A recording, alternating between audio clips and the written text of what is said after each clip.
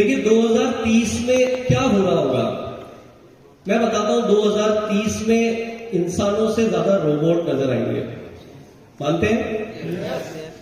2030 में जो चारों तरफ दो चीजें क्लियर है।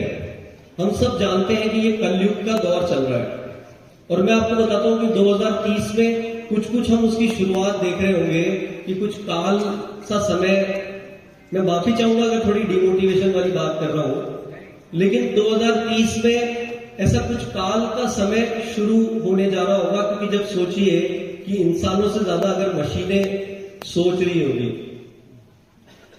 हम जो हमारी लाइफस्टाइल आज देख रहे हैं वो उसकी चरम सीमा पर होगी।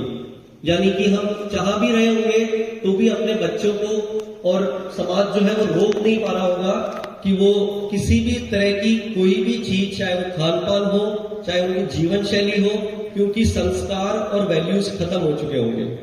देख रहे हैं, मान रहे हैं ये बात को? पूरी तरह से मेरे साथ उस 2030 की कल्पना कीजिए कि ये ऐसा होने का मैं देख पा रहा हूं।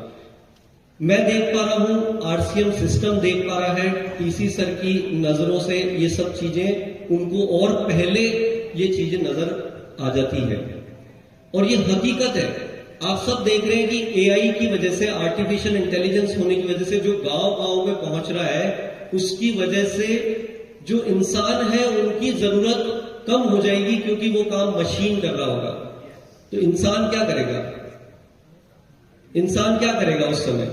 इंसान अपने आप को बचा रहा होगा कि भाई मैं कैसे भी करके क्या करूं कि मैं अपना जीवन जी सकूं। क्योंकि जो जॉब अपॉर्चुनिटीज है, किसी काम को करने के लिए वो शायद तकलीफें होगी, क्योंकि वो मशीनें कर रही होगी। ये बहुत चरम सीमा पे होगा। हिंदुस्तान में अभी नजर भी नहीं आया है। अगर चाइना और दूसरी कंट्रीज में अगर देखेंगे तो जिस तेजी से वहां पे रोबोट ऑलरेडी आ चुके हैं। मैं अभी बाहर एक कंट्री में गया था, तो वहां पे पोछा लगाने के लिए एयरपोर्ट पे मशीन ही चल रही थी। और ठीक है, हिंदुस्तान 5-10 साल बाद वो काम करता है, तो यहां पर भी वही काम हो रहा होगा, राइट? क्या ये सबको लगता है कि ये संभव है, ऐसा होने जैसा दिख रहा है?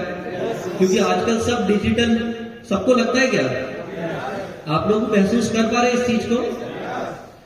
तो इस समय पे मुझे ऐसा लगता है कि प्रकृति को इस बुरे समय में कुछ अच्छाई देने के लिए, जैसे